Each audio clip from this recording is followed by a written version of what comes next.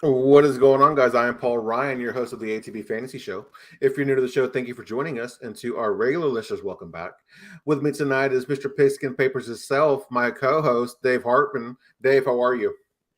I'm doing good, Paul. I'm excited for the Super Bowl. I don't know if you watched any of the NFL Honors Show tonight, but there was a segment earlier that you would have especially been interested in as a Cowboy fan. So Kelly Clarkson is hosting, and she's from Texas. I don't know if she's from Dallas, but she's a big Cowboy fan, and she's been hosting in a CeeDee Lamb jersey.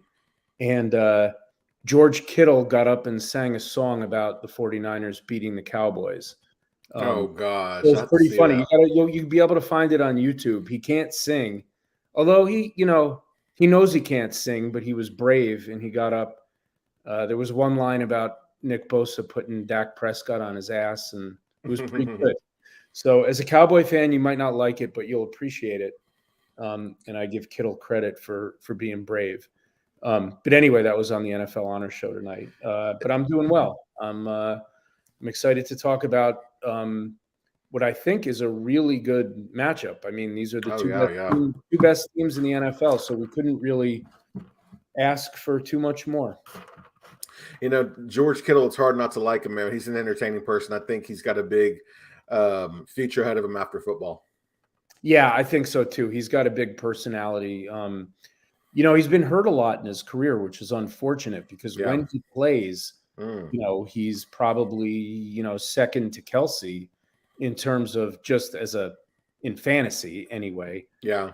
tight end. And he's a great blocker too. He's really the complete package, but he's had injuries almost every year in his career, probably because he plays so physical, Mm-hmm.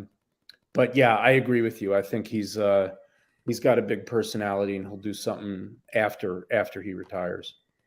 Kittle over Andrews is a discussion we'll save for later in the offseason, Dave. Okay. That's a good point. I forgot about Mark Andrews because he was easy to forget this year. Yeah, he was, unfortunately. So, Dave, before we get into our discussion tonight, let the people know where they can find you on Twitter, sir.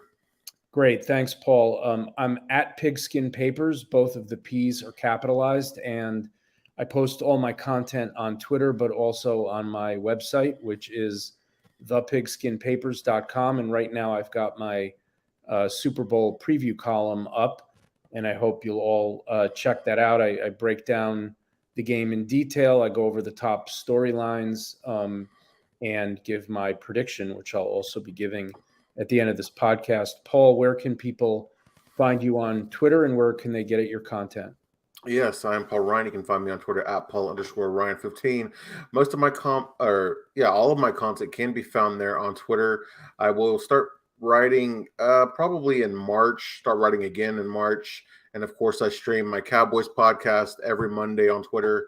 And then, of course, the fantasy podcast we stream live on Twitter and on YouTube every Thursday. So keep an eye out on that, guys. Excellent. All right, so Dave, you kind of touched on it. We're going to be talking about the Super Bowl tonight, and man, that's a good matchup. Two number one seeds. You look at these teams, Kansas City and Philadelphia. Is there a clear favorite in this matchup, or is it pretty even, you think? I think it's even enough. I had a really hard time handicapping this game and making a prediction. And Yeah. Both teams are 16-3.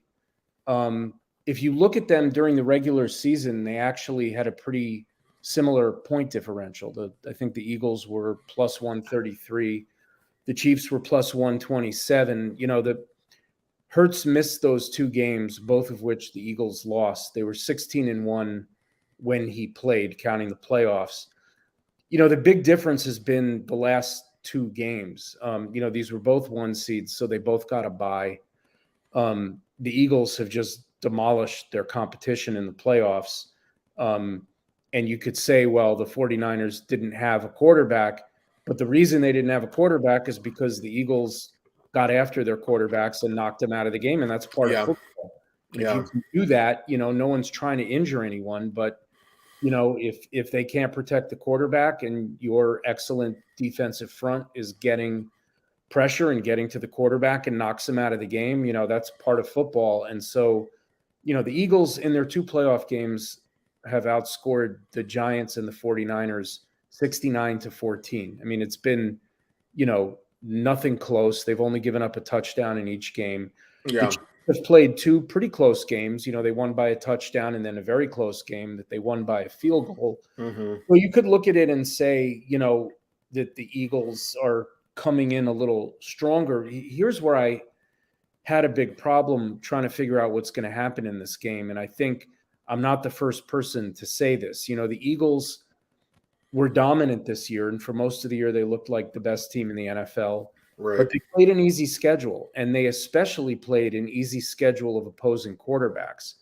And on the rare occasions where they faced good quarterbacks or really good quarterbacks, they gave up a lot of points. Jared Goff, who's not the greatest quarterback, they gave up 35 points to him in week 1. And then later in the season, Dak put up 40 on him. Yeah. Aaron Rodgers, who got hurt in the game, but still they put up like 33 points. So, this is going to be one of those things where after the game, if the Chiefs win, I'm going to say, how could I have picked against Patrick Mahomes and Andy Reid? And right. We know what the Chiefs are. This is their, in the last 5 years, this is their third time going to the Super Bowl. They've gone to the AFC Championship game, all 5 of the years that Mahomes has been a starter. We know what Andy Reid is. We know what the Chiefs are. Right. We know how good they are. I'm not really sure that I know how good the Eagles are because of their schedule. Now, look, you can only play the teams that are on your schedule and give them credit. They beat the crap out of a lot of teams. So, I think it's an even matchup, but I think after the matchup, if it's not a close game one way or the other, or if someone wins kind of convincingly, I think it'll be easy to look back and say, oh, yeah, the Eagles are the best team all year. And yeah, the Chiefs are good, but the Eagles are just better, or the other way around. Like, how could I have picked against Patrick Mahomes? Even against a team that looked good, he's the best quarterback in the NFL. I mean, how do you see it? I see it. I mean, the way you break it down is pretty much exactly how I feel. You look at the talent on the Eagles side. I mean, it's hard to pick against them, but like you said, I mean, this isn't Andy Reid or Patrick Mahomes' first rodeo. And this is easily the best head coach quarterback combo and best overall team that the Eagles have faced. I mean, especially with experience. I mean, on this stage, this is the team that you try to avoid in the Super Bowl. You know what I mean? That's true, and it's especially true because the big test they should have had was the 49ers, right? Like, that was the best team that they would have played all year. Right. And that was a pretty close, low-scoring game until the 49ers didn't have a quarterback anymore, and then it was, sort of a joke because, that Eagles front and their whole defense, I mean, they've got a great secondary, they've got a great front seven, and they knew that the 49ers were only going to run the ball. And so, we don't have to spend a lot of time on that, but that should have been the game where the Eagles were really tested by, one of the 3 or 4 best teams in the NFL in the 49ers, and a team that came in on the longest winning streak in the NFL into that game. And, they ended up winning by whatever it was, 24 points, because they knocked out both quarterbacks. So I agree with you. This is the toughest team they will have faced this year. And when they played really good teams, they struggled more than they did any other time. So, so we'll see. So let me sort of on the same theme, Paul. Yeah. Right now, Philly is favored by 1.5, and the line really hasn't moved for about a week. I think when it opened, the Chiefs were slightly favored, and it quickly moved to Philly being slightly favored. And we've only had in 57 Super Bowls, we've only had a handful of them where the line was 1.5 or a point. I don't think we've ever had a pick 'em. But with all the talent they have, do you think that the line is right? Do you think that the Eagles should be favored, given their roster, or should they be an underdog just given that the Chiefs are, a team that's won a Super Bowl and lost a Super Bowl in the last couple of years and was sort of expected to be here? Well, you know what's funny is here on the local broadcast, the guys that I listen to every day, they're out there on Radio Row, and of course they're covering the Super Bowl.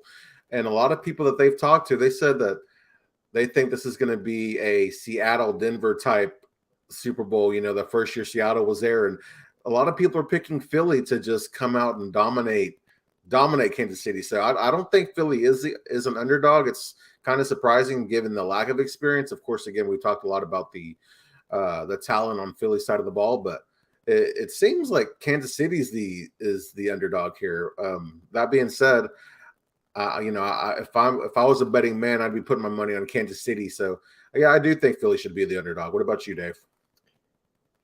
I'm always a believer that by this point, with the amount of money that's wagered on the Super Bowl, and a lot of times the sharps come in really late. Yeah.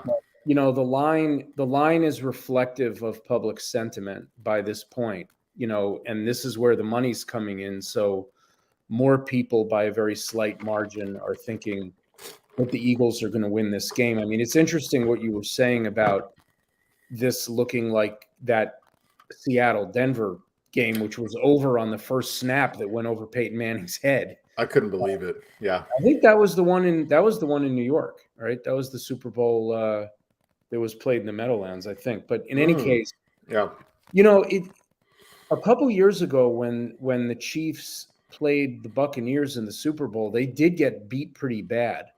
And the reason they got beat pretty bad is because they couldn't block Tampa's front, and Mahomes was running for his life the whole game. He threw 2 interceptions. Mm-hmm. He ran, I forget the number, he ran for like hundreds of yards behind the line of scrimmage during the game. Like they totaled it up, and he was just on the run all game. I mean, Kansas City's line is better now than it was then, but if they can't keep Hassan Reddick and Brandon Graham and Josh Sweat and like all those rushers that they have off of Mahomes, and especially with Mahomes, it's good that he's had an extra week with that ankle, but if he can't really move as well as he normally does and his line isn't giving him time, I could see it being a long day for the Chiefs. I don't think it would be like that Denver-Seattle Super Bowl, but the danger for Kansas City is what happened to them a couple of years ago against Tampa. So they've seen that happen. They know what will happen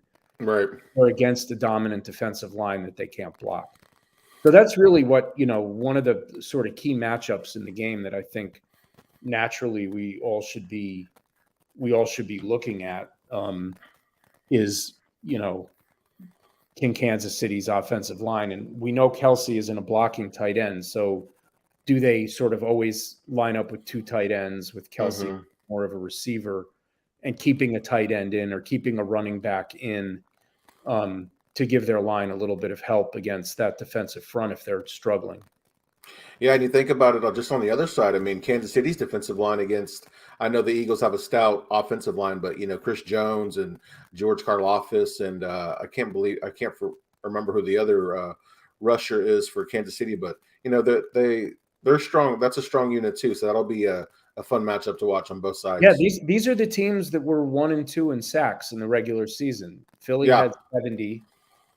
Kansas City had 55, so it's a pretty big difference. But it's not like the Chiefs can't get after the passer, and they got after Joe Burrow, and Chris Jones put him on the ground twice, and that was a big factor in the game. With the Bengals having their line banged up, it actually mattered in that game. So yeah, I mean, I'm not discounting what the Kansas City front can do, but it's just feel like we've seen it in the first 2 rounds of the playoffs, that Philly's defensive line can kind of like be the biggest factor in the game, for them. And then their offense just kind of keeps getting the ball back and just pounds it until the defense kind of gives up. And that's really what happened to the Niners, especially because they knew their offense couldn't do anything. Right. They just kind of eventually were like, okay, uncle, we can't for as stop. good as – oh, sorry. No, that's it. I was going to say, for as good as both of these offenses are, this is going to be a game decided by the defense, Yeah, it certainly could be. Like who gets more stops, Right.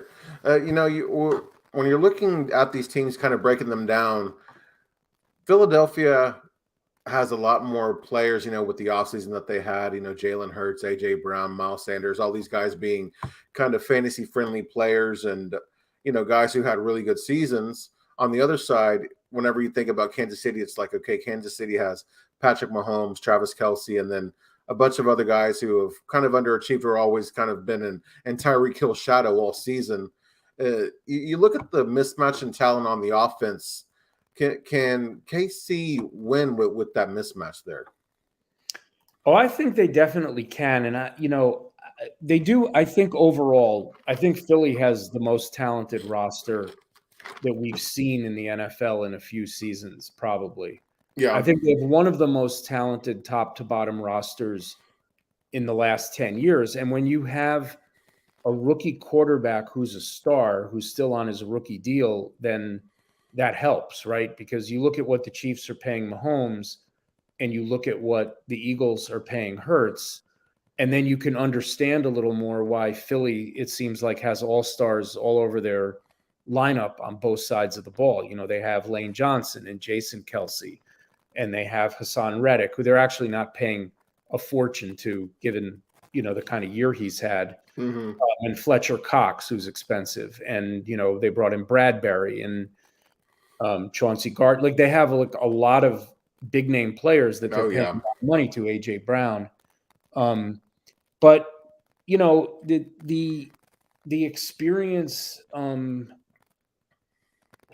Philly's just so good in the trend, both lines, the offensive line and defensive line. But, I think the Mahomes factor matters a lot. He is the best quarterback in the NFL. He's won a Super Bowl. He's been to 2 Super Bowls. He's been to 5 championship games. Mm-hmm. And I think he's a pretty good equalizer of the overall talent. And they do have players on their offense that, you saw what MVS did in the AFC championship game. He stepped up. Mm-hmm. Jerick McKinnon's had some big games for them down the stretch. I mean, Kelsey's the guy.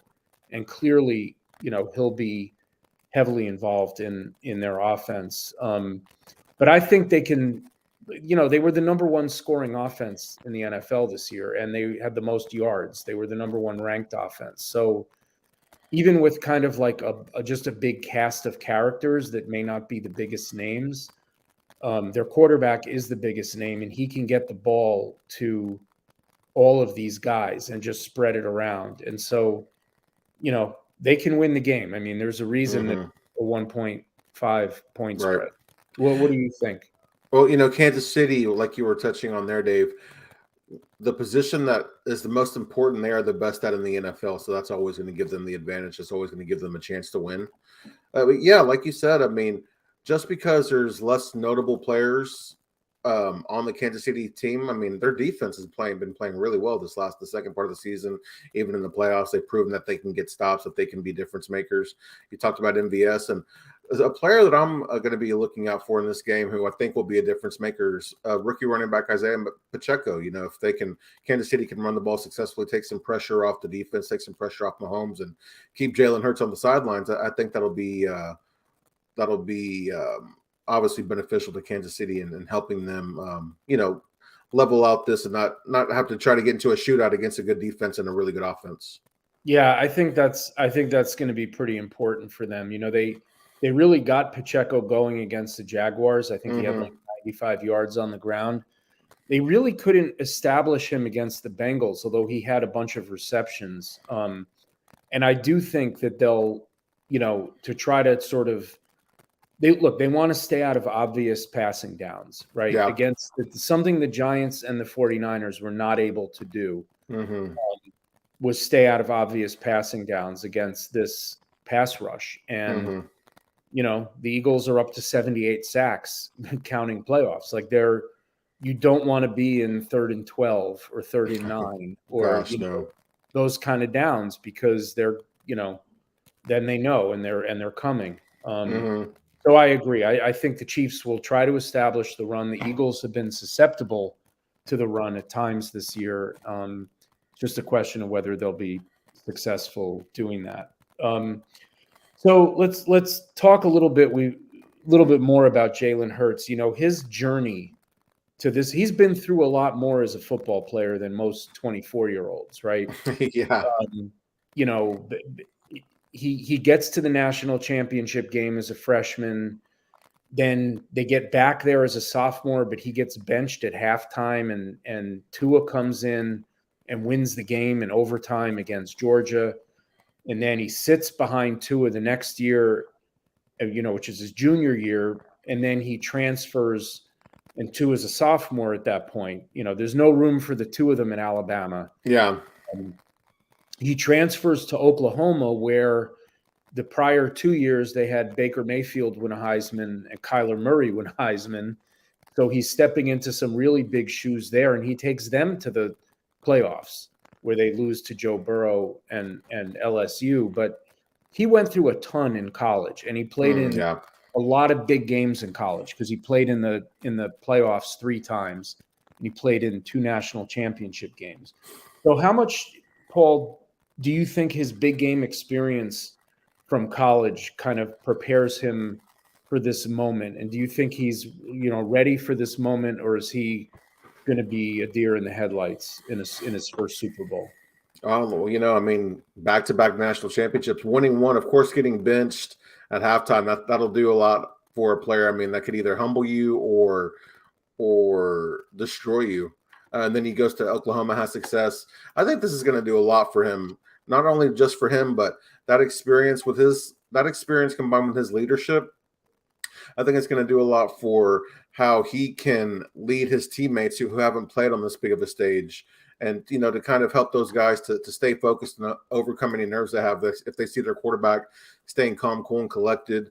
The leader of their team, kind of having that mindset, then that'll lead them to follow suit. And just having that experience, that'll do a lot. Even leading up to the game, kind of keeping those guys with their eye on the prize, I think that does a lot. How about you, Dave? Yeah, I agree. He's, by all accounts, he is very much a team-focused player, very humble. He's a coach's son. I'm not sure exactly what level his father coached at or how much he coached him growing up, but I know his dad was a football coach. And I agree. I think that he is, he's only 24, but I think he's lived a lot of big football for someone who's 24. The Eagles were in the playoffs last year, so this isn't his first year in the playoffs. Right. The one thing I'm curious about is, the Eagles played from ahead so much this year. If they fall behind in this game, and let's say they're behind by like 10 points in the second half or something like that, I am curious to see, how he plays in a not playing from ahead, but playing from behind. Because, I think back to like the one game he lost this year against the Commanders, and a lot of weird things happen in that game. I think if you replayed that game 10 times, the Eagles win it the other 9. But they were behind, and they kind of couldn't get over the hump. He led some good drives, but there were turnovers. There was one bad call. Just stuff happened. So I am curious if they're behind in the second half, whether, he has we know Mahomes has that. We're not sure yet if Jalen Hurts has it, and we're going to find out, or we're not. It could be a game where, Philly's ahead by 20 and he's handing off a lot, scrambling a little bit, some designed runs, and it just looks like the way the Eagles looked all year. And he doesn't really have to, lead his team to a come from behind victory. Yeah, another thing his experience could help is him knowing that if he can just let his defense play, let his run, let the running game take course. If he doesn't try to do too much, try to force things, I think that'll be another part of where his experience will come through. Yeah, and especially if his arm is still not 100%, his shoulder. Yep. Right. They have not hit on a lot of deep passes that were hitting earlier in the season since he came back from the shoulder injury. So, look, Mahomes is a little banged up. He's a little banged up. I worry more about a shoulder than an ankle, I guess, on a quarterback if it's a throwing shoulder. Yeah. Unless the quarterback has to run for his life. So both injuries could matter. Absolutely. Or they might not matter at all. Definitely. The quarterback is always going to get the most praise, the most shine in the Super Bowl. And, here we are again, Super Bowl 57, and it's Jalen Hurts and Patrick Mahomes, two very big name quarterbacks, too. Very electrifying, entertaining, whatever word you want to use. Two really good quarterbacks playing in this game. When you look at Jalen Hurts and Patrick Mahomes side by side, do you feel like there is a mismatch at quarterback in this game? That's interesting. It's an interesting question because I keep saying Mahomes is the best in the game, and I think he is. I also think Hurts is very good. I mean, I think in experience, there's a bit of a mismatch just because there is. Mahomes has been in the league 6 years, one carrying a clipboard, 5 as a starter. Yeah. I think there's a difference in arm talent because I think there's a difference between Mahomes and everyone in arm talent. And I think Hurts, his arm talent got better this year. He was more accurate, hit more deep throws. Mm-hmm. But he's still not one of the very top quarterbacks in terms of accuracy on deep balls and things like that. Yeah. But I think, look, he's also a better runner than Mahomes. Oh, yeah. And so, that makes up for some of it. So I think there's a bit of a mismatch, but I don't think, in 5 years we might be looking back and saying, well, yeah, but Hurts is the second best quarterback in the NFL over the last 5 years, only behind Mahomes. One thing we also ought to mention is 57 Super Bowls in, and this is the first time that we have two black quarterbacks, which I think is, something that's been mentioned a lot this week. And I think it's, something that's important for the NFL that this is finally the case. I mean, there have been obviously black quarterbacks in the Super Bowl before, including Patrick Mahomes, but to have both teams being led by these guys, I think is just good news for the NFL, because for a long time, I think it was a position where people, there was a lot of sort of biases about black players playing the quarterback position. And we've seen in the last number of years that was, very mistaken, and that some of the best quarterbacks in the NFL right now are black. So I wanted to mention that as well. But I think they're both excellent quarterbacks. I do think Mahomes is the best in the game. What do you think? How do you size these two guys up? You mentioned the arm. I think both quarterbacks have some similarities and others, and of course they have their strengths that the other one doesn't. Again, Mahomes having the better arm and Jalen Hurts being the better runner.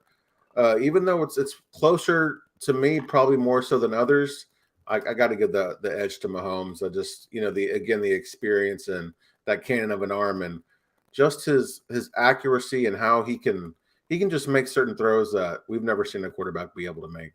Yeah. Yeah, the angles are crazy. On the NFL honors thing, they showed that touchdown again. The one he threw to Jerick McKinnon in the first game they played against the Broncos, where he was scrambling, he was kind of running to his right, and McKinnon was sort of right up at the sideline, about 10 yards away from him, and he just kind of underhanded the ball over two defenders and kind of hit McKinnon, who started to run, and it was a 56-yard touchdown. It's just the kind of throw that only he makes. Or like the touchdown to MVS that I think put the Chiefs ahead against the Bengals, where he just rifled it. I mean, like that looked like just one of his father's fastballs when he was pitching for the Mets, for my team. He's just got an incredible arm, and he can deliver the ball from all sorts of angles on the move. Very, very creative. So let's stick with talking about the quarterbacks. Elliot Shore-Parks, who is a beat writer, I think, in Eagles, or maybe he's a radio reporter guy, but he also hosts the Go Birds podcast.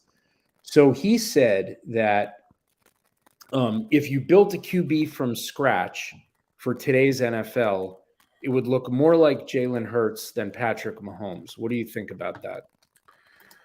He got a lot of flack for tweeting that, but I can see both sides of the argument, Dave. And honestly, I don't know if I disagree, only because the mobile quarterback is become such a weapon now, where you have a guy like, I mean, we've seen Lamar have a 40 touchdown season. He had his MVP season, and people only thought that he could run, and then some people thought that he needed to play wide receiver in the NFL, and then he goes out and does something like that his first year as a full starter. I just think that when you look at today's game, where quarterbacks are so protected, and the way the offenses are being ran, that any sort of advantage you can have, like when you can have your quarterback who again is an accurate throw, but also is mobile the way that a Lamar Jackson is or a Jalen Hurts. I think he's onto something, honestly. What about you?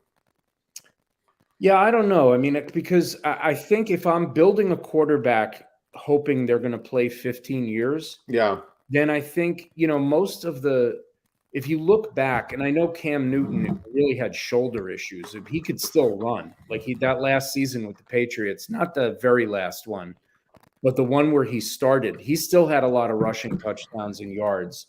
But if you look at like him and Michael Vick and other QBs that have been, really run, not always run first, but guys who, kind of made their bread and butter by running a ton, they don't last as long. And the reason they don't last as long is because A, you can't be an elite runner for as long, just because you slow down. And B, you take a lot of hits, or you might take a lot of hits. So, I sort of, Mahomes is a good runner. He's a good scrambler. You saw it on that last play that put the Chiefs in position to kick the winning field goal, and that was on a gimpy ankle, and he like outran a couple guys to the corner and then to the out of bounds.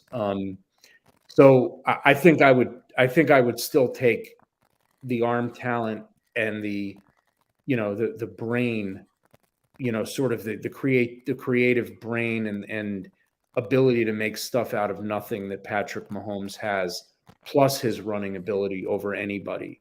But I saw that there was a lot of controversy around that tweet, so that's why I think it's it was good that we're talking about it.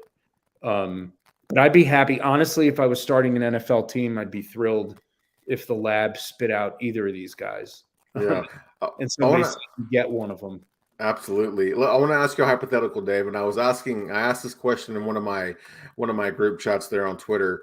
But who would you rather have? Would you rather have Pat Mahomes on the Eagles as they're currently built, or Jalen Hurts on the Niners as they're currently built? Wow. I think I would still take. That's a tough one. I think I think it'd be hard for me to argue against Mahomes in any of these scenarios. And the Eagles, Yeah. he'd be great on the Eagles. Oh my God. Yeah. They got a really good tight end. They got two great, exciting receivers. A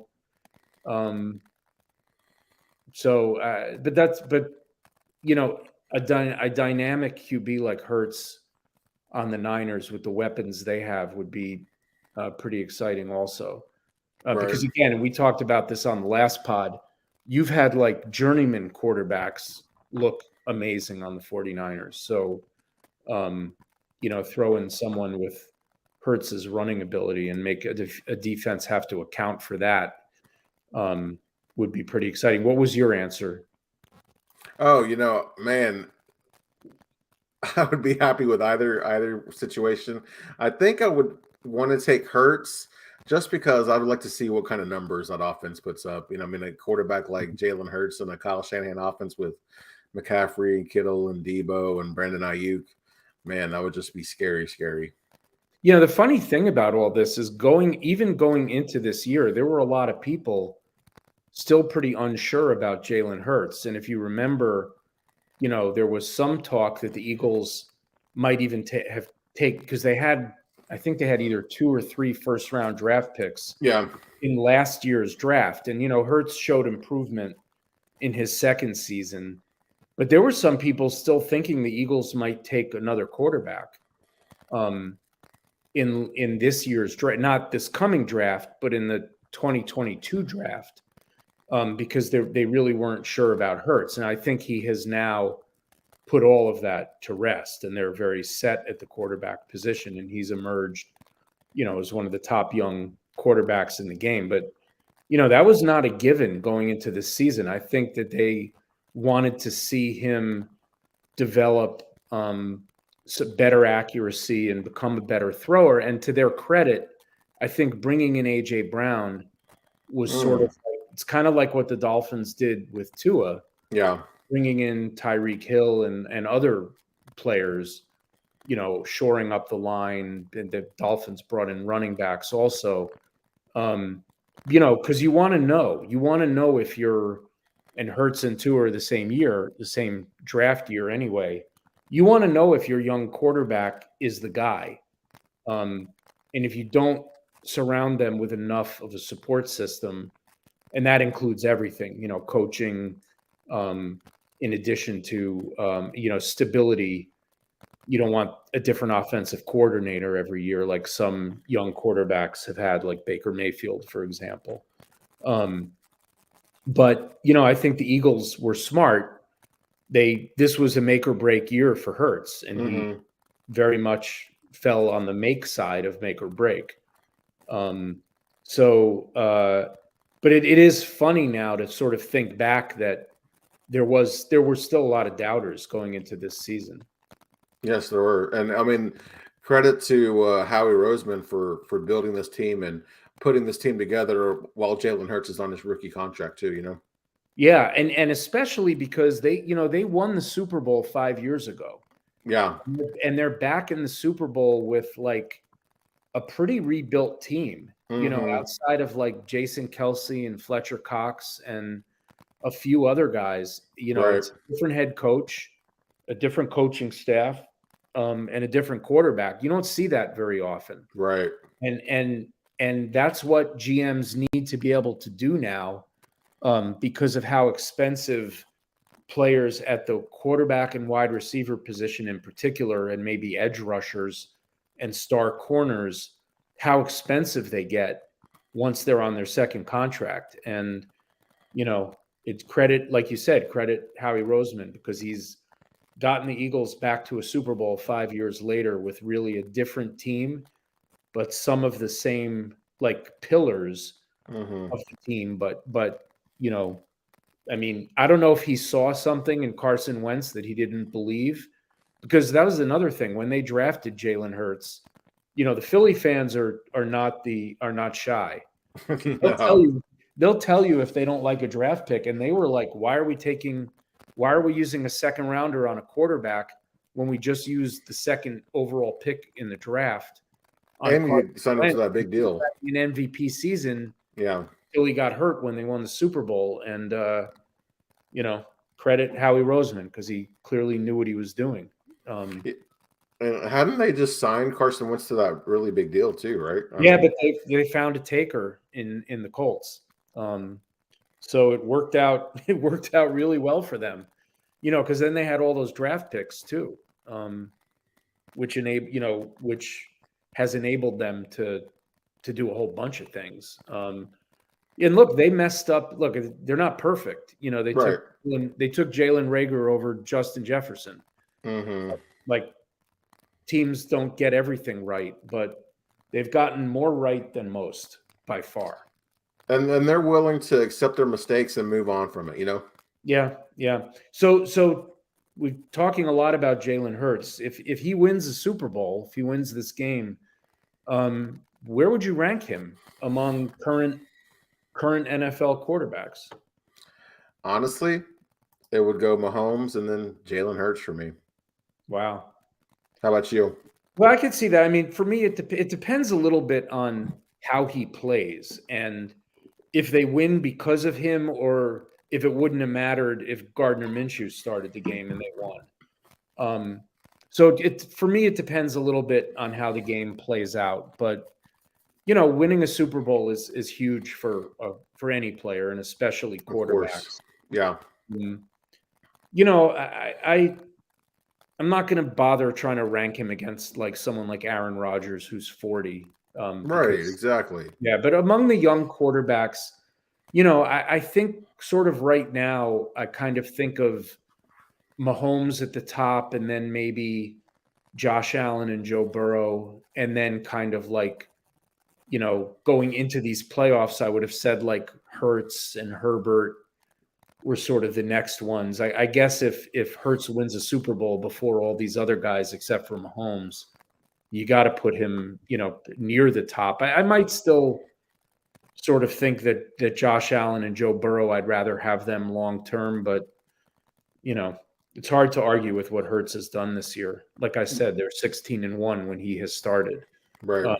He's really, he's got 15 rushing touchdowns now, which is the most ever by a quarterback in a season.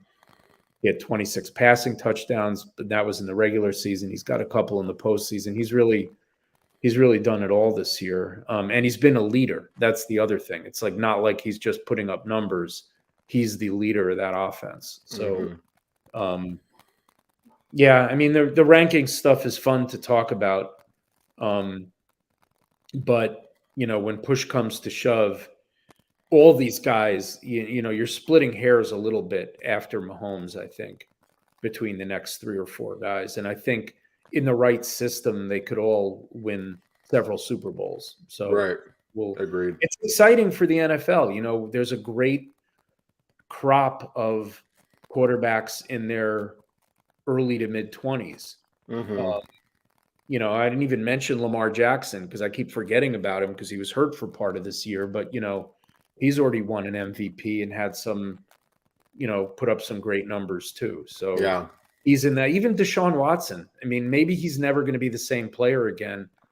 But a couple years ago, he was in an MVP conversation, So there's a lot of, and then there's Tua and Lawrence and other guys too. It seems like they're all in the AFC except for Hurts.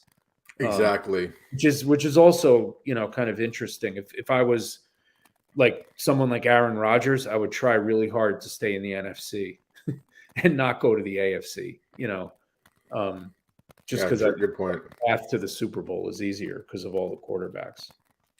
That'll be a fun discussion in the offseason too. I mean, of course, because we're going to hear a lot about Aaron Rodgers and where he could potentially go. But, of course, the Jets being a big name, maybe we could discuss which NFC team we like to see him go to.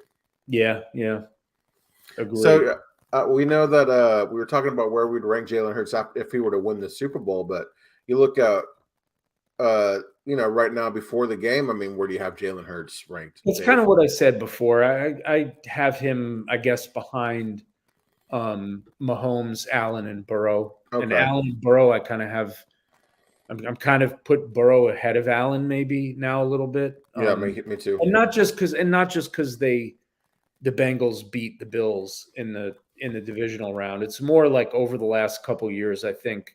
I just think Burrow has been a little more clutch, and a little bit more of a winner. Yes, but again, kind of splitting hairs. What about you? How do you have them? For me, I have Mahomes, Trevor Lawrence, and then Jalen Hurts. Reason being is I think about what quarterbacks I would rather have over Jalen Hurts. And it was really it would go Mahomes, Lawrence, and Dak Prescott. But so it'd be a 3-way tie between, or not a 3-way tie, but tied for third with Dak Prescott would be Jalen Hurts. But, Mahomes and Lawrence are 1 and 2. Yeah, I don't have Dak that high, but I'm not a Cowboy fan. So I know where the love for Dak comes from. He's been a very good quarterback for a number of years now. He's not really gotten it done in the postseason, but that hasn't always been his fault. So let's just circle back. I know we're spending a lot of time on the QBs, but yeah, let's just circle back to Mahomes for a second. What he's done in his first 5 years as a starter is pretty incredible because he's not just a stats guy. He's played in 5 AFC championship games and now it'll be 3 Super Bowls, but he's also put up ridiculous stats. Like there have been some quarterbacks that have put up those the stats but haven't been to the Super Bowls, and then there have been some quarterbacks like Brady early in his career got to all those Super Bowls and they won 3 of them, but it wasn't until later. It really wasn't until the 18-0 season that Brady started putting up crazy numbers as a thrower. So I don't really, it's only been 5 years, so it's kind of hard to rank a player against, guys who played 15 years or 20 years. But, where do you think Patrick Mahomes is kind of fitting right now in terms of the pantheon of all-time quarterbacks? Is it too early to even talk about it? So I've seen people saying that right now that they have Mahomes as their GOAT. For me, how I wanted to rank this was I wanted to rank him against quarterbacks I either got to see most of, if not all of their careers. So using that system, I have Brady number 1, Mahomes number 2, right ahead of Peyton Manning. Okay. For me, it's just too early. Yeah. What he's done in 5 years is phenomenal.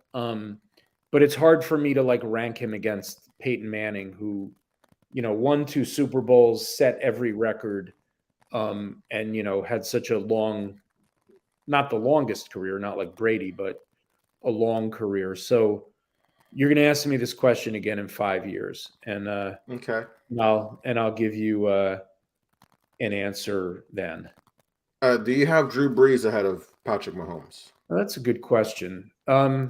For now, yeah, but That's fair. I might not after Sunday. Just because, again, I think 5 years is such a short window to. It's just hard for me to compare someone who played 15 years with someone who played 5 years. I don't Drew know how Brees in his prime was played, but nasty. Yeah, it's funny too because that was one of the comparisons a little bit for Mahomes, although Mahomes has a much stronger arm. But anyway. Interesting. That's an interesting debate there. So one way people like to measure their quarterbacks is by how many rings that they have. Are Super Bowl rings the only thing that matter, Dave? No, definitely not, because there are quarterbacks that, for lots of reasons, don't get as many chances to go to Super Bowls and win them. So much of the success that quarterbacks have is out of their control. A lot of it's in their control, but a lot of it's out of their control. How good their defense is, how good their coaching is, how good the continuity of their offensive coordinator and head coach is. What kind of weapons they have, and things like that. So, obviously, people like to, if that's all that mattered, then Terry Bradshaw's tied with Joe Montana for the second best quarterback of all time because he won 4 Super Bowls. Montana won 4 and Brady's won 7. I think it's a totality. You have to look at lots of things. And I'm not just saying this as a Dolphin fan. Dan Marino got to 1 Super Bowl and he lost. Yeah. He's one of the best quarterbacks I've ever watched play. He wasn't the clutchest player. They lost a lot of playoff games. They weren't all his fault. But Jim Kelly was also one of the best quarterbacks I've ever seen play. He went to 4 Super Bowls and lost all 4. So he has no rings, even though he got to 4. John Elway was well on his way to the same kind of career. He had lost the first 3 Super Bowls he played in, and then won 2 Super Bowls where he wasn't the reason they won. Or Peyton Manning, the second one that he won on Denver, he wasn't the reason they won that Super Bowl. In fact, at that point, Peyton was almost a little bit of a liability that last year, and then they won their defense. So I think you have to look at a lot more things, but I think there's a natural tendency in any sport, for fans to look at championships as a measuring stick, but especially for quarterbacks, because there really isn't a position in any of the 4 major sports that's as determinative of your team's success than quarterback, but there are too many other factors. So it's a long answer, a long way of me saying no, rings are not the only thing that matters. What do you think? No, I agree. Rings aren't the only thing that matter for me. What is a big factor for me is their playoff record, how they do on the big stage leading up to the Super Bowl. I think that really means a lot because, like you said, it's not always in the quarterback's control. If their defense gives up 35 or more points, but the quarterback passes for over 300 yards and has 3 TDs and no interceptions. Should it be their fault that they didn't win the game? No. So when you look at all those things, it's really not fair to put every loss on the quarterback. It's also not fair to give the quarterbacks, for them to be the only reason that a team won, or to give them the win, if you will. So I look at playoff record actually a little bit more than Super Bowl rings. Yeah, I think that's fair. And I think like looking at this Super Bowl, it might be that the quarterbacks are the reason that one team wins or loses. And it might be that that they're not that big a part of the story, and that it's the defenses or, skill position players or coaching decisions or, a million other things. They're just they're just part of the game. You just, the way the NFL works, the QBs are, the MVP is almost always a quarterback. Not the Super Bowl MVP. That can be a little bit more anybody, but it's more often than not the quarterbacks. It's the glamour position. The NFL is so worried about quarterbacks getting hurt that they just keep making more rules to try to keep them, protected and in the game, because that's what sells tickets. And the game, we saw it with the 49ers. The game just isn't as good when a team, has no chance because they either don't have a quarterback or they have Zach Wilson, or someone who is inferior to the quarterback on the other team. So, there's a reason NFL teams overdraft quarterbacks and are always, searching for that franchise guy. It really does make more of a difference than probably any player at any position in the four major sports, but it's not the only reason you win. Absolutely. So Dave, we look at the Super Bowl. It's always kind of like a borderline a holiday for people in the U.S. or just people around the world. What are your plans for the Super Bowl? Yeah, so we never do anything too crazy for the Super Bowl. We're gonna have some friends. We're gonna have a hand between 5 and 10 friends over. We'll just eat and drink and watch the game, which is kind of what we usually do. We're almost never alone for it. Yeah. I'm very fortunate that my wife loves football. And Yeah.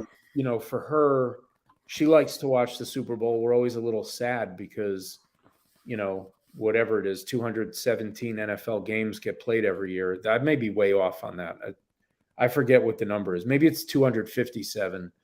And the Super Bowl is the last one. And so then there's no more NFL football for whatever it is, about 6.5 months. So, but that's it. Just having some friends over for the game. How about you? Yeah. Gonna eat too much food, drink a little bit, and spend time with family and friends, Dave, like we do every year. That sounds good. I mean, none of my kids will be with us this time. My kids are all grown. They're all in their 20s and out of college. So sometimes 1 or 2 or 3 of them are home for the Super Bowl, and sometimes none of them are. And this time we got none of them, which is unfortunate because I wish they were going to be there too. But they'll be, with friends of theirs watching the game, I'm sure. Yeah. My daughter lives in Philadelphia, so I told her, and she lived in Philadelphia when they won their first Super Bowl. She had just moved there at the time. She's in graduate school there. So I told her, win, lose, or draw, lock your doors and hide under your bed. That city will go crazy either way. So I think she's actually going to be in New York on Sunday night, watching the game somewhere else. But anyway, yeah. Is she a Philly fan? No. She's there for school. She's a Giants fan. So okay, I got you. We probably, I think my whole family will be rooting for the Chiefs. Coming from a family with Giant season tickets, that you don't root for the Eagles. I hear that. But anyway, yeah. So looking forward to that. So, Paul, what are your favorite Super Bowl snacks and foods?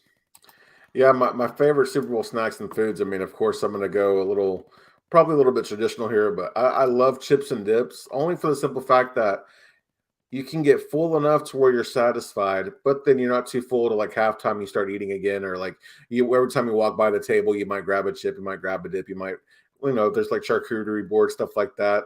I like finger food, something that's light where you can just eat a lot of and not be too full, not get miserable, not want to take a nap, and it's still satisfying. How Yeah, about you, Dave?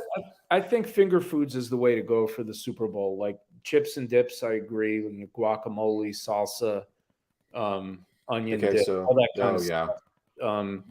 And like wings are good because they're Oh, finger food.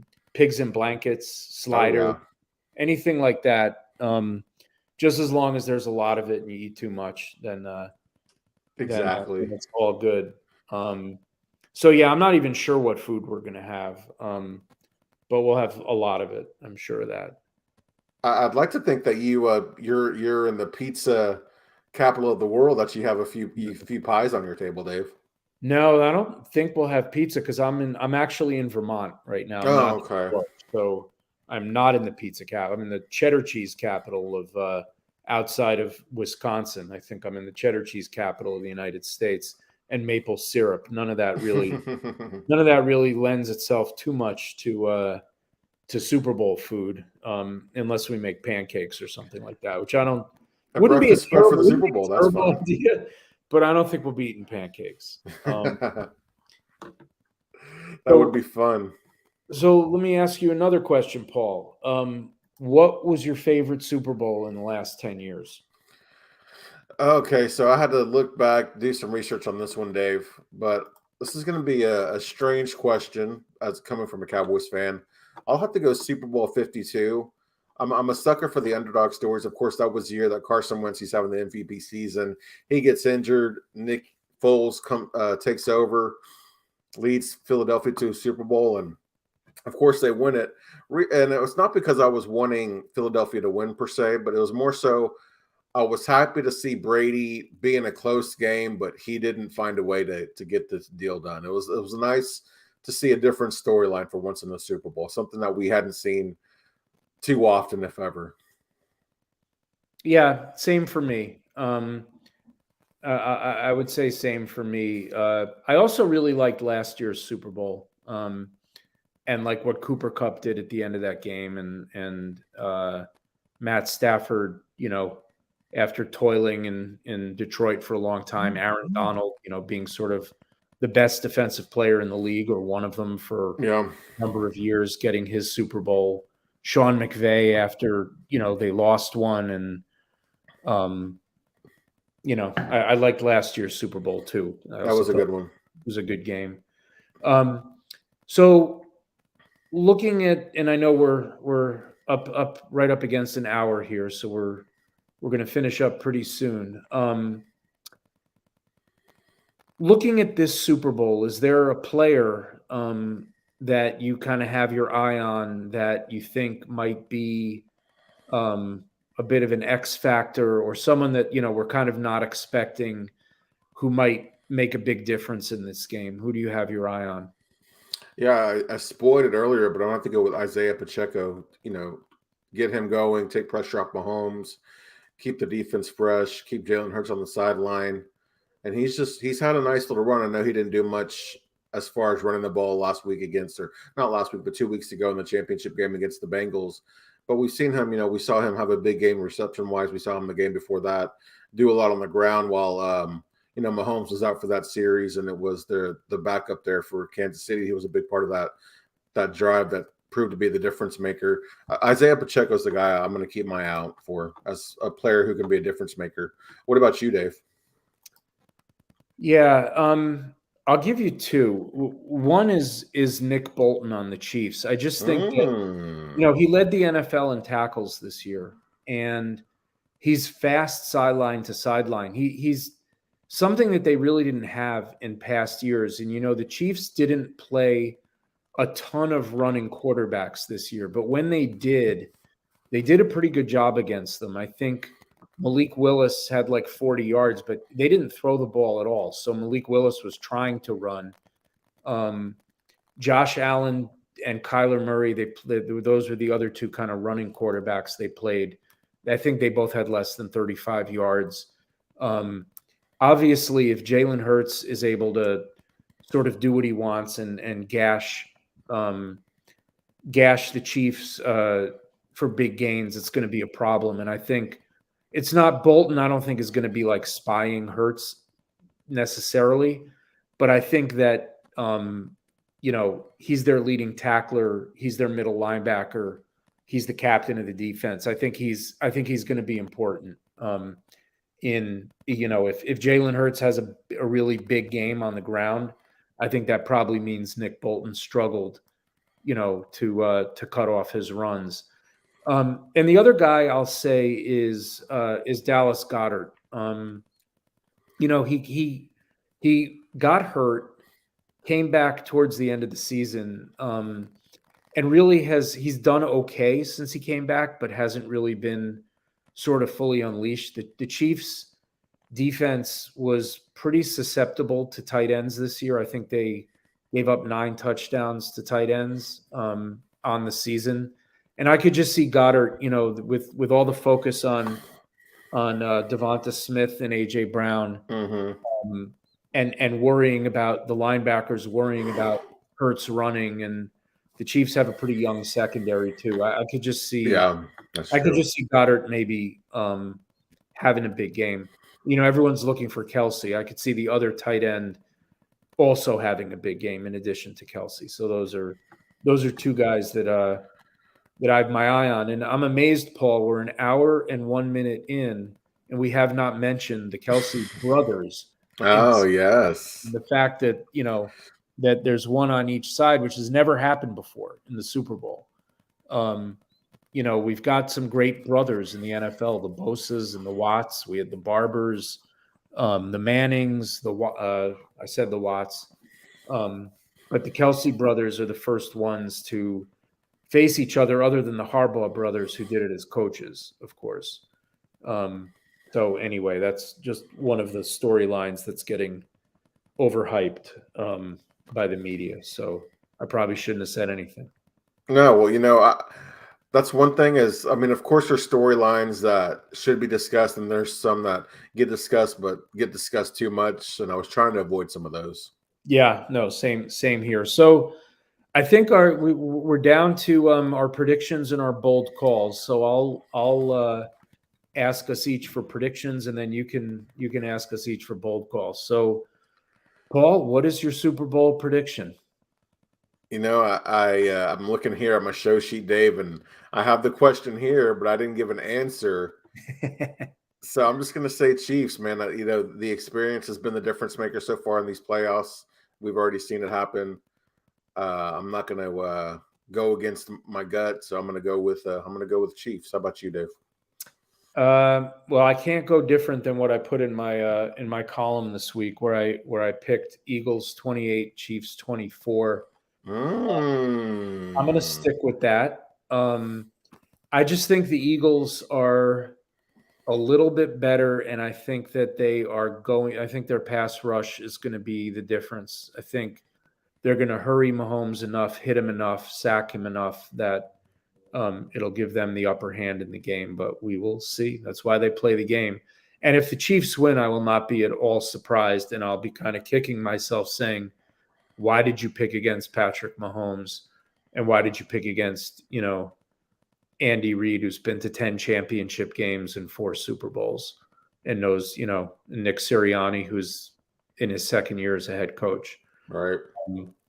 But I'm going to still go with the Eagles. I just think that they're the better team. I think both teams are really good. I think the Eagles are just a little bit better. And like I said, they've only lost 1 game all year when Hurts played. So that is my pick. I wish I had more confidence in it, but that is my pick. Dave, what's your bold call for this week? For this Super Bowl edition, what's your bold call? My bold call is it's only happened 5 times in Super Bowl history, but I think there will be a touchdown pass thrown by a non-quarterback in this game. It happened last year, actually. Joe Mixon threw one, but that is my bold call. What is your? Maybe a little Philly special. I don't know which player it's going to be. I could see Travis Kelce throwing a TD. Yeah, well, the last time the Eagles were in the Super Bowl, it was their backup tight end. It was actually their 3rd string. It was Trey Burton. Yeah, I remember that. And maybe he was their backup. They had Ertz. Maybe they didn't have Goddard yet. No, it was he was the backup to Yeah, Ertz. Burton was the backup. So maybe we'll get another Philly special, but maybe we'll get Yeah. it from Kansas City. So again, Dave, I thought I filled something out here on the bold call. I didn't, so I'm going to go off the top here. Can't wait to see your reaction here. I think Jalen Hurts will have more pass yards than Patrick Mahomes. That's interesting. And now I have to go look after we get off the show. I'm going to look and see what the prop bet is for each of them. Oh yeah, that'll be good. I think Hurts's is actually pretty high, surprisingly high, because the Eagles have just they haven't had to throw a lot in the playoffs, right? Because they've had leads in these games and they've scored. I mean, it's crazy. They've scored 7 rushing touchdowns in 2 playoff games. Like that's just nuts. Yeah. So, and they've thrown 2 passing. I mean, they've scored a lot of touchdowns. They've scored a whole, 9 touchdowns in 2 playoff games. But yeah, I could see that. I mean, he's got the receivers to do it. Right. But I have a feeling that that Mahomes is going to need to throw a lot, but we'll see. Yeah, I do too. All right, Dave, we're wrapping things up, and I know the off season, really the start of the official off season is only a couple of days away. With content, most of your content being in season, let the people know what off season content you have in store and where they can find it. Okay, well, you can, as I said at the beginning of the show, I'm at Pigskin Papers on Twitter, and my website is thepigskinpapers.com. Last year I didn't write a ton between the end of the football season and sort of the start of training camp. Maybe like an article a month, and then around the draft I wrote more than that. I haven't really decided yet how much writing I'm going to do this off season. I'll definitely have some content around the draft, and I'll probably in the next couple weeks have a few sort of like fantasy wrap up things from the season. Maybe I'll recap the Super Bowl, but I'm still a little bit undecided about how much I want to write this off season. How about you, Paul? What is your content going to look like this off season? So, and where can people find you? You can find me on Twitter at Paul_Ryan15. As far as off-season content goes for the Cowboys, it's kind of one of my favorite parts of the season because you've got the draft and you got free agency and things like that. So you can definitely find me and my guy CD Piglet from the Cowboys Wire every Monday there on Twitter, still recording. We're going to be doing draft-based episodes. We're going to do a free agent episode. There's a lot of things in store that we do in the off season. We have a lot of different series where we bring on guests and things, and we try to keep it different. We mix it up and also fresh. So be on the lookout for that. Did you do the Kellen Moore show yet, or is that next week? Yeah, we did the Kellen Moore show already. Okay, all right. I'll have to check that out. I want to hear what you guys had to say about that decision by Mr. Jerry Jones. Yeah. It was a couple episodes ago, but yeah, I'll shoot you a link to that episode. As far as fantasy, I'd like to check it out. Please do. And as far as fantasy stuff goes, like I mentioned earlier in the episode, I will get back to my written content here in March. And as far as the podcast goes, I know, Dave, that you and I had a talk that we needed to have. So I won't. Not really sure where the fantasy show as far as recording and streaming is going to go from there, but looking forward to having that conversation nonetheless. And yeah, we'll figure it out. Yes, sir. Well, guys, again, I'm Paul Ryan. You can find me on Twitter at Paul_Ryan15. We appreciate you joining us, and we'll see you guys next week. Enjoy the Super Bowl. Yes, sir.